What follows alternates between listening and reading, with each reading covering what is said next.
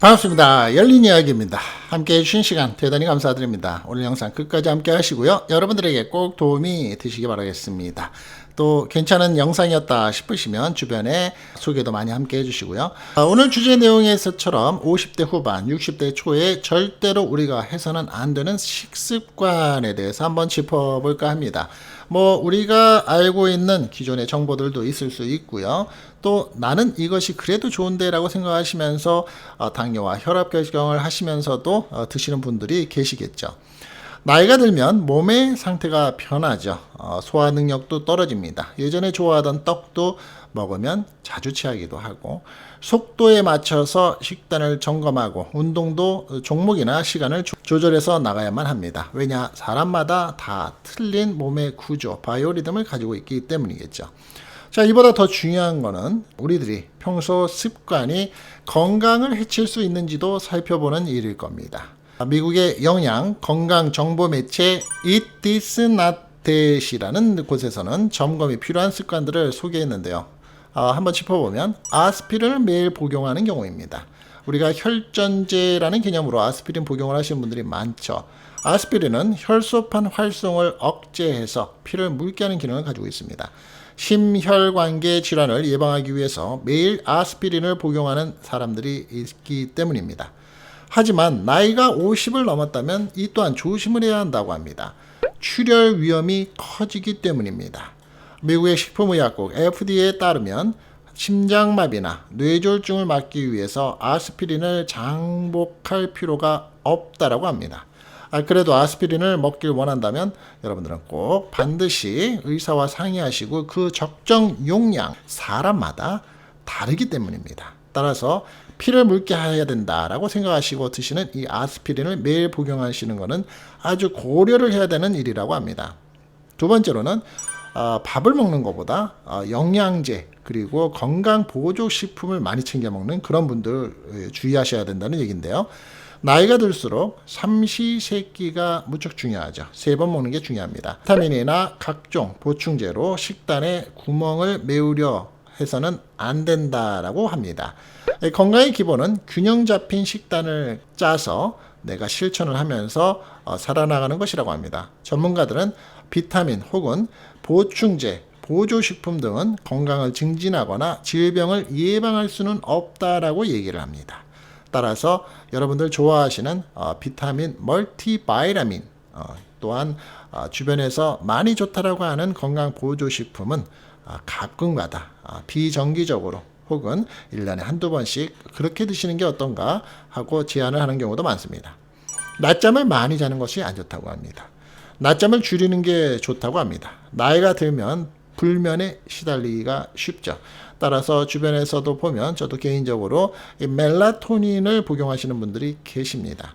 그럼 낮에 꾸벅꾸벅 졸게 되죠. 그리고 밤에는 다시 잠을 설치게 됩니다. 어떻게 보면 노인들의 기본적인 모습 중에 하나인데요. 악순환이 계속되게 되죠. 전문가들은 밤잠을 푹 자기 위해서는 우선 낮잠을 자지 말아야 한다고 말을 합니다. 근데 그게 그렇게 쉬운 일이냐? 낮에 낮잠은 내가 자고 싶어서 자고 졸고 싶어서 조는 게 아니다. 나도 모르게 존다. 이렇게 말씀을 하실 텐데요. 조금은 한번 신경을 써보시라는 거죠. 저녁 시간에 깊이 잠을 주무시고 숙면을 취하기 위해서는 이 낮잠이 상당히 민감하게 작용을 할 수 있다는 부분입니다. 또 다음으로는 탄수화물을 무조건 피하는 경우를 하지 말라는 겁니다. 제 주변에서도 탄수화물에 어떻게 보면 중독증이라고 이해할 수 있는 그런 분들이 있긴 있으신데요. 이 탄수화물을 또 한편으로는 전혀 안 드시는 분들도 계십니다. 그런데 무조건 탄수화물을 멀리하는 것은 현명하지 못하다고 얘기를 합니다. 탄수화물은 두뇌 활동에 필수적인 영양소가 되기 때문이라고 하네요. 운동, 특히 고강도 운동을 할 때에 가장 중요한 연료이기도 하다고 합니다. 라면, 과자, 냉동 피자 같은 초가공 탄수화물은 절제해야지만 된다고 합니다. 대신에 현미, 통밀, 귀리처럼 건강한 탄수화물은 챙겨 먹어야지만 된다고 합니다. 지방도 마찬가지죠. 마가린이나 도넛, 치킨, 감자튀김 등 트랜스 지방의 섭취는 줄여야 하지만 고등어를 비롯한 등푸른 생선과 올리브유, 견과류 등 불포화 지방은 챙겨 먹는 게 좋다고 합니다. 다 아시는 거죠? 하지만 실천을 못할 뿐이죠. 50대에서 60대가 넘으면 신진대사가 느려지는 것은 어쩔 수 없는 일입니다. 건강한 체중을 유지하고 우리 몸에 필요한 영양소가 처리가 점점 어려워지는 것도 사실이고요. 50대 이상이 되면서 먹는 음식이 곧 건강과 직결되는 이유가 그것입니다. 신진대사를 빠르게 지원하는 먹거리는 가공식품보다는 신선한 식품들이 많죠. 전문가가 알려주는 50대 이후에 느려진 신진대사 회복을 위해서 절대 먹어서는 안 되는 이 세 가지 식품이 또 있습니다. 무엇인지 아십니까? 설탕이 범벅으로 되어 있는 시리얼입니다. 영양사에 따르면 맛있고 편리한 설탕 시리얼은 신진대사에 부정적인 영향을 미칠 수 있는 가공식품 중에 하나라고 얘기를 하고 있습니다. 달달하기도 하고 간편하죠. 우유에 타먹는 시리얼에는 설탕과 나트륨 및 정제된 탄수화물이 가득하다고 합니다. 이러한 식품을 지속해서 섭취하면 비만, 고혈압, 당뇨병 및 심장병으로 이어질 수 있다고 합니다. 고도로 가공 정제된 성분은 일반적으로 빠르게 소화가 되어서 혈당을 높이고 신진대사를 늦출 수 있기 때문입니다. 특히 당으로 인한 인슐린의 급증은 세포 내의 호르몬의 내성을 갖게 하므로 복부 주변의 체중을 증가시키고 제2형 당뇨병 및 기타 대사질환 위험을 증가시키게 됩니다. 그릇에 시리얼과 우유를 붓는 만큼 편한 아침 식사는 없죠. 하지만 시간이 걸리고 번거로운 만큼 건강한 아침 식단은 그만큼 가치가 있다는 것을 염두에 두시는 게 좋을 듯 합니다. 좀 편리할지는 몰라도 좀 불편한 음식을 만들고 시간 들이는 음식을 그래도 신경을 써야지만 된다는 거죠. 두 번째는 나이가 들면서 특히 50대 후반 60대는 꼭 먹어서는 안 되는 게 이 패스트푸드라고 합니다. 이 패스트푸드 역시 바쁜 일상생활에 편리한 빠른 식단이죠. 차차 신진대사를 망칠 수 있다고 합니다. 패스트푸드는 다량의 지방, 나트륨 및 건강에 썩 좋지 않은 기름으로 만들어지기 때문입니다.